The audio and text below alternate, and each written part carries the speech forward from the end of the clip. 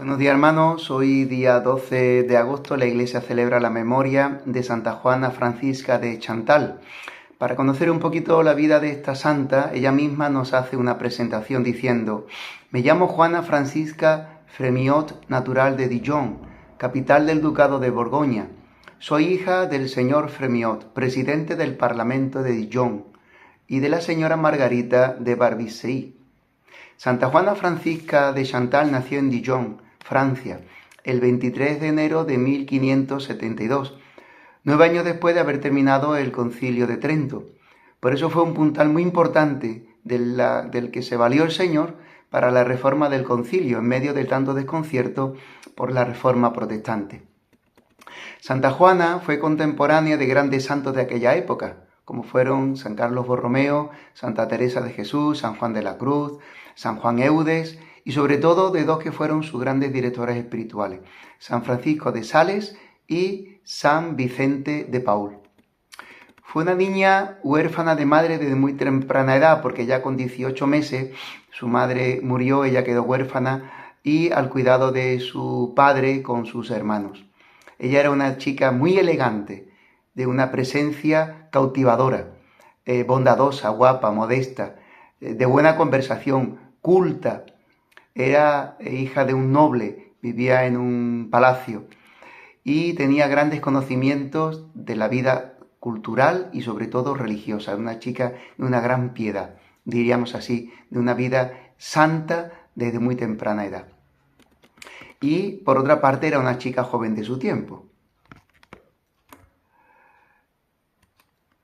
Cuando conoció al barón de Rabitain de Chantal, se enamoró tan locamente de él que con 21 años contrajo santo matrimonio. Ella lo amó tantísimo, era un amor recíproco del uno hacia el otro. Eran dos almas unidas para vivir toda la vida juntos hasta la muerte. Era tan grande el amor que cuando el varón estaba, su marido, el varón de Chantal, estaba fuera de casa, parecía como si Juana hiciera luto, viviera como enlutada, como si hubiera muerto su marido. Y a la vez, cuando llegaba, ella se arreglaba con sus mejores galas, se vestía, se pintaba, se arreglaba de tal manera, verdaderamente como si fuera para una boda. De este matrimonio nacieron 6 hijos, 2 de ellos murieron tempranamente y les quedó un varón y 3 niñas. Era tan grande el enamoramiento por su marido que cuando él, por un accidente de caza, quedó herido y finalmente murió, ella le pedía al Señor: Señor, pídeme lo que quieras, estoy dispuesta a los mayores sacrificios con tal de que no te lo lleves. Cuando murió, lloró tan amargamente y tan desconsolada que perdió el aspecto físico y hasta quedó prácticamente delgada en los huesos. Aunque la pérdida de su esposo fue un golpe tan grande, ella no dejó de educar cristianamente a sus hijos y de cuidar, digamos así, como una buena ama de casa, de su casa y de sus obligaciones domésticas. Los mismos criados decían de ella en su beatificación: la señora sirvió a Dios, a quien mucho amaba, y practicaba la virtud continuamente, pero sin llamar la atención. A nadie molestaba con su rezo. Era muy atenta y buena con todos. Aunque Dios la favoreció con tan grandes dones a nivel humano y a nivel espiritual, las cruces no le faltarían nunca en su vida. Y así se apegará su corazón para que no se apegara su corazón a las cosas de este mundo. Por eso, en vez de refugiarse en casa de su padre, que la idolatraba, y quedarse en su palacio, en 1602 decide irse con su suegro a su castillo, fundamentalmente porque la había amenazado de desheredar a sus hijos si rehusaba esa invitación, entre comillas. Allí pasó con él 7 años, muy malamente, con muy malos tratos. Él era un hombre duro y digamos así, hasta cierto cruel, podríamos decir, con ella. La humillaba, la vejaba.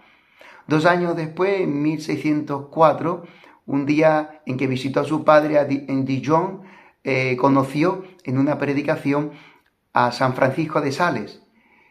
y a partir de ahí comenzó entre los dos una verdadera amistad espiritual.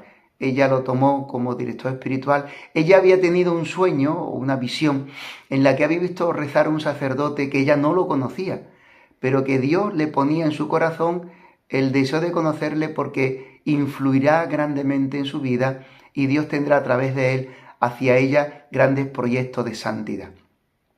También a San Francisco de Sales le sucederá algo parecido. Él tendrá una especie de visión en la que dirá que no ha conocido a nadie como Santa Juana de Chantal, como decía el rey Salomón en el libro de los Proverbios. Hallé una mujer fuerte en la persona de Juana de Chantal. El encuentro con Francisco de Sales fue verdaderamente providencial y querido por Dios. Esta amistad que le granjeará algunas veces malos entendidos y habladurías de la gente, será en manos de Dios un instrumento entre los dos que hará una grande reforma en la vida de los fieles cristianos y también de la Iglesia, porque él tenía desde hacía ya mucho tiempo dándole vuelta a la cabeza y gestando una obra de santidad a través de una congregación nueva que se fundara con religiosas, dedicada a los pobres, a los enfermos, a los más marginados y abandonados. Ella también sintió de Dios esta iniciativa y por tanto fueron, dos instrumentos en las manos de Dios para fundar esta nueva orden de las religiosas de la Visitación. A las afueras de Annecy, en una modesta casita, se reúne un pequeño grupo de mujeres que quieren servir por completo a Jesucristo y se unirá este grupo a estos dos santos. Santa Juana de Chantal ya finalmente, después de una vida entregada, en la que tuvo que hacer muchas renuncias, primero a su marido, después a su amor propio con su suegro, también finalmente con sus propios hijos, sobre todo un hijo que se oponía a que ella viviera esa vida religiosa, tuvo que renunciar verdaderamente, como dice el Evangelio. El que no odia a su padre, a su madre, a su mujer, a sus hijos, hasta su propia vida, no puede ser discípulo mío. Y esto es, hermanos, la frescura del Evangelio, que la vida de Santa Juana de Chantal nos invita a todos a vivir cada día. Finalmente, el 13 de diciembre de 1641, cargada de buenas obras, una joven, una esposa, una viuda, una religiosa y una fundadora, entregará su alma a Dios. Feliz día de Santa Juana de Chantal, hermanos.